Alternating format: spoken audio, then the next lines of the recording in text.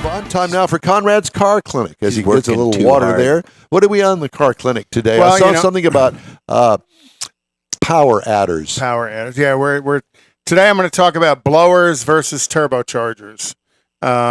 There's engines again, or air pumps, and how much air can you get in, how much fuel can you throw in it, how big a bang can you make in the middle. And that bang is sometimes gasoline, sometimes nitromethane. But you need to have oxygen to create that explosion. So how do we add more air, oxygenated air to the engine? So today I'm going to talk about blowers and turbochargers. You can also add more oxygen through nitrous oxide, but I'm not going to talk about that as a power adder. So this is kind of the typical blower most people think of. It's a root style blower. Now this is probably a GMC or a 871, 2, 3, It says Tesla on it. 671 blower. That's fitting on top of a small block Chevy. Yeah, that was the Bible back then. Oh yeah, and then this blower is belt driven. So there's a pulley on the crankshaft that drives that pulley on the front of the blower, and that pulley, that drive system, costs horsepower to drive it. Now, in a top fuel car that's putting out 12,000 horsepower, driving that blower may cost 1,000 horsepower to create. But at 12,000 horsepower, that's you can't get all that power to the ground. Yeah, a viable trade-off. Right. So any supercharger requires horsepower to drive. So there's kind of a give and take on that that belt-driven compressor. And then they have bolt-on compressors for LS motors as well, which are very common. GM does it in the LSA and the LT4. Now, most of the blowers that we're looking at are what are called screw blowers. So there's two counter-rotating screws that compress the air in the middle and force the air into the engine. And that's how they increase the amount of oxygen going into the engine. The system diagram of a belt-driven blower that's direct drive, here's the LS motor bolt-on, is the direct drive blower on the engine. There's also some that aren't screw-type blowers. These are other blowers that look like a half a turbocharger that are also belt-driven. So they use what, for lack of a better way to say it, what the insides of a hair dryer.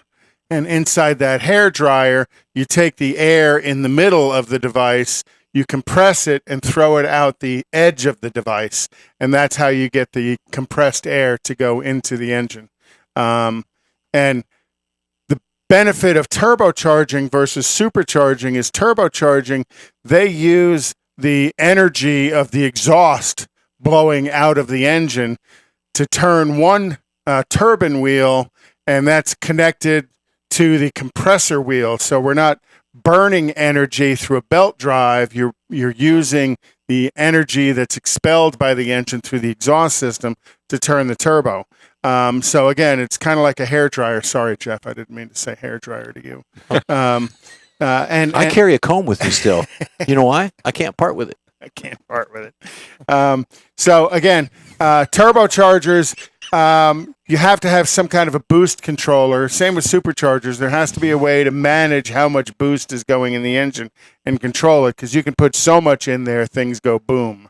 Yeah. Which is, turbo or top fuelers go boom quite a bit. Yes. And that's when, especially in like the funny cars, you see the engine, the body come apart as it's doing.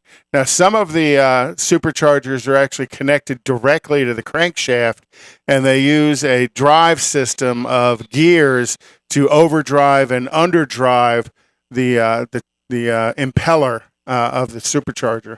So you can go with big overdrives. And you can do the overdrive and underdrive with the pulley systems as well.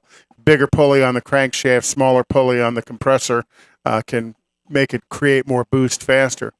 So really, again, turbochargers, if you broke it down, look very much like a hair dryer. And on the exhaust side, it's going in the bottom or going in the side, and then the exhaust is streamed out through the middle. On the compression side, it's drawn in from the middle, and the boost is blown out through the side of it. So that's how they work. Super simple. Turbos, you're seeing more and more manufacturers are using turbocharging because it's free energy versus supercharging. But there is a lot of supercharging out there as well. but the free energy of the exhaust system creating the boost is easier than the belt driven.